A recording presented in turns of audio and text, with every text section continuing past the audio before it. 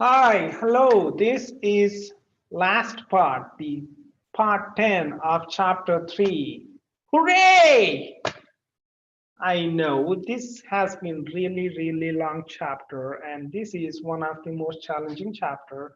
And as I told you at the start of this chapter, I kind of took this as a challenge to make sure this chapter is presentable and likable, but I cannot make it any shorter. If I make it shorter, you're going to get crazy by not getting enough information from me or not getting enough clarification or explanation of the topic. That's why I kind of had to make these topics long.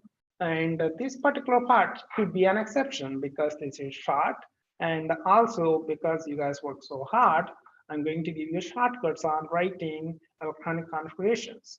That's what we are going to do now. So here we are going to discuss how you could actually use shortcuts whenever you are writing electronic configuration of larger elements. So you could actually do that for any element below any element other than hydrogen and helium. Why noble gases, right? Noble gases have completely filled shell electronic configurations. Think about helium. Helium has 2 electrons, and if you write electronic configuration of it is 1s2. And shell 1 will hold a maximum 2 electrons, and helium has 2 electrons. If you think about neon, another noble gas electronic configuration, it has a 10 electrons. So if you write electronic configuration, 1s2, 2s2, 2p6. Shell 2 will hold maximum 8 electrons. In 2s2 and 2p6, you have 8 electrons. So what it means is all the noble gases will have completely filled shell. So you can kind of use it as a reference because that is so standard. Excuse me. So that's what we are going to do whenever we try to write electronic configurations. We try to find the lowest noble gas, the previous noble gas, and you write that element, whatever the noble gas is, then you write rest of the electrons in the respective electronic configuration. Let's work on this problem of potassium.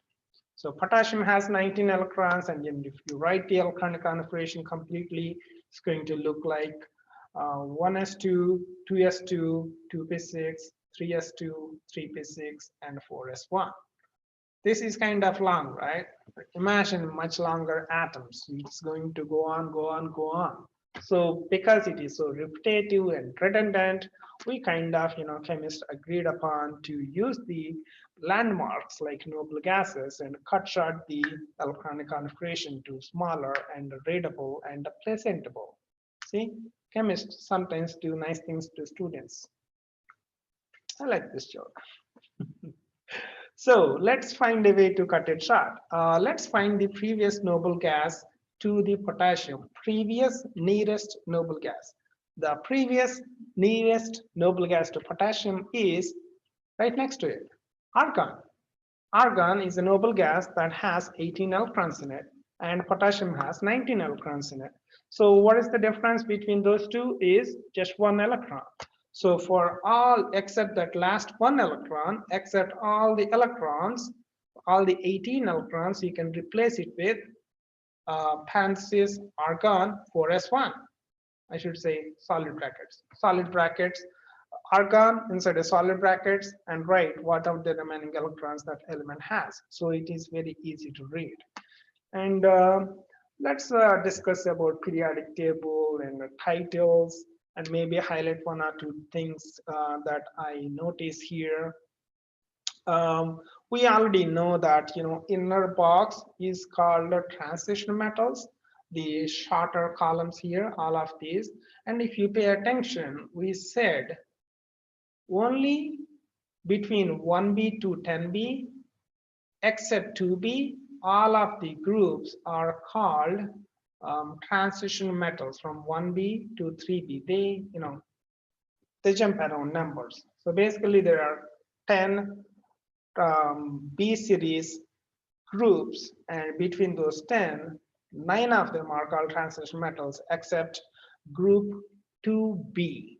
because 2b is this one. The reason that we do not call 2b as a transition metal is because the International Union of Pure and Applied Chemistry, it is a union that decides how to name things in chemistry. All the names are approved by that.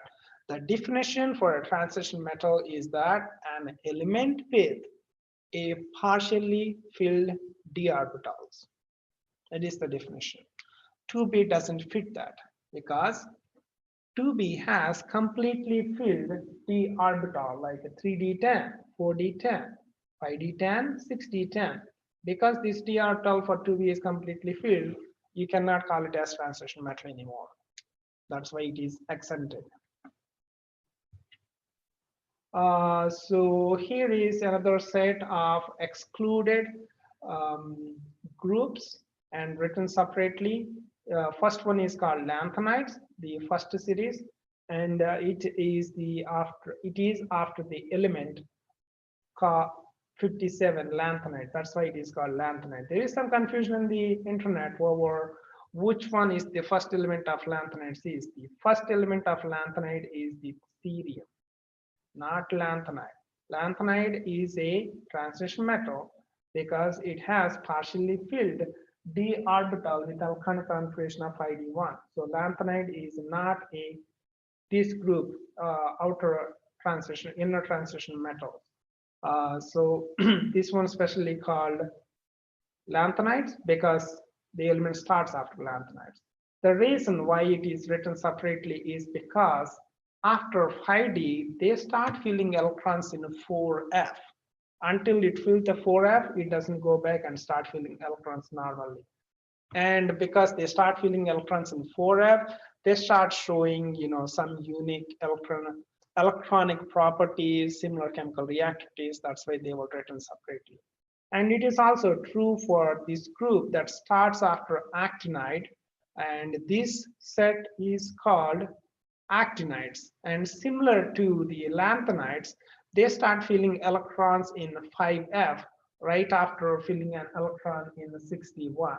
After 61, all of them have 61 because they start prioritizing the f orbital first until it filled 14 electrons in it. Then go back here to fill the second electron of D. So it is also unique, and they shown to have separate properties than rest of them. So they were pulled out of the periodic table and showed separately as lanthanides and actinides. Again, there is some confusion. People think that first element of the lanthanides is lanthanide. No, the reason this group is called lanthanides is because it is started after lanthanides. The reason this group is called as actinide is because all of these start filling after actinides. Okay.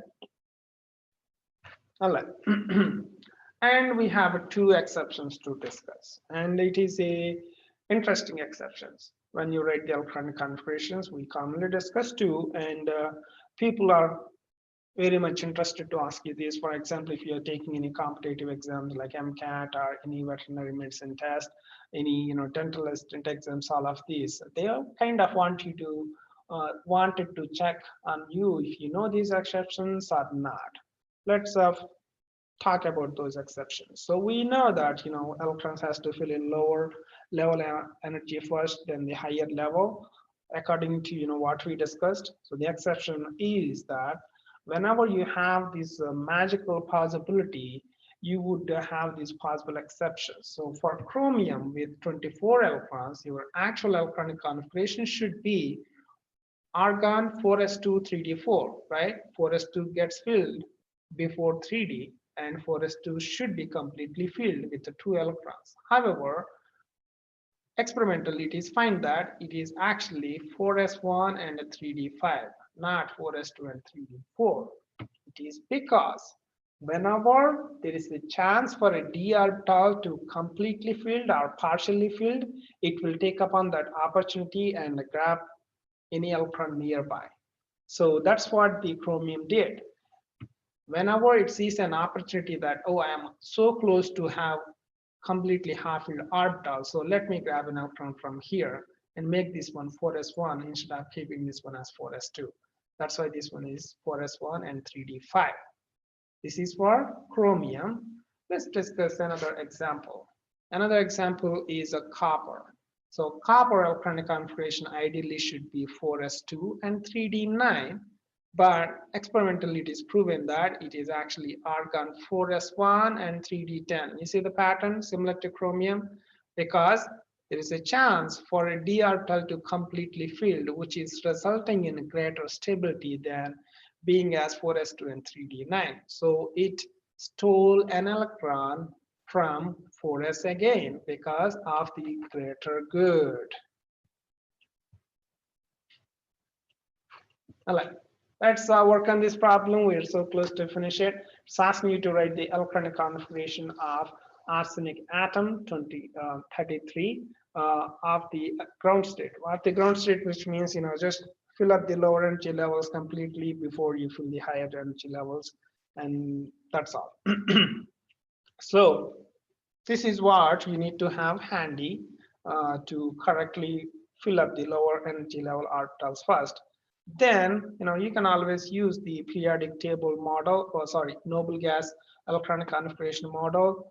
You can identify the previous noble gas for 33 arsenic. If you look in the periodic table backwards, you will find argon as your previous noble gas. And then you know that argon has 18 protons, so it will have 18 electrons. So you can exclude 18 from 33. So you have still 15 electrons to write after you're done with the argon. So let me show you how you could use the table here to fill the total 33 electrons. Okay, this is how I want you to use. Start filling electrons from lowest energy level orbitals, like how we did it here. Excuse me. We put 2 electrons in here, right? I'm just writing again just to emphasize it. And once it is completely filled, 2 in here, 6 in here. How many will?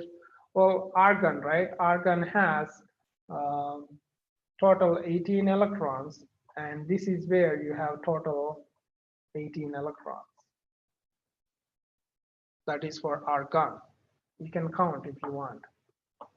2 and 2, 4 and 6, 10 and 2, 12 and 6, 18. So then you left with 15 more electrons. So after this, your arrow follows here. So 2 electrons in here. Out of 15, you use 2. So you still have 13 more electrons, which means you can fill all the 10 in here. Out of 10, you used 10 electrons. You still have 3 electrons. So you can put all of these electrons here. So your electronic configuration is going to be argon. And after argon, you put 2 electrons in S. 4s2, then 3d10 and 4p3. That should be your electronic configuration for arsenic atom. Right. This is the summary or key points that we discussed in this chapter, and I addressed each one of this topic in these lectures, and I gave everything I have to explain all of this. I hope I did a good job in helping you understand quantum theory. Please let me know your feedback. I would love to know. I would love to discuss further in the recitation sessions with you in the class. Enjoy.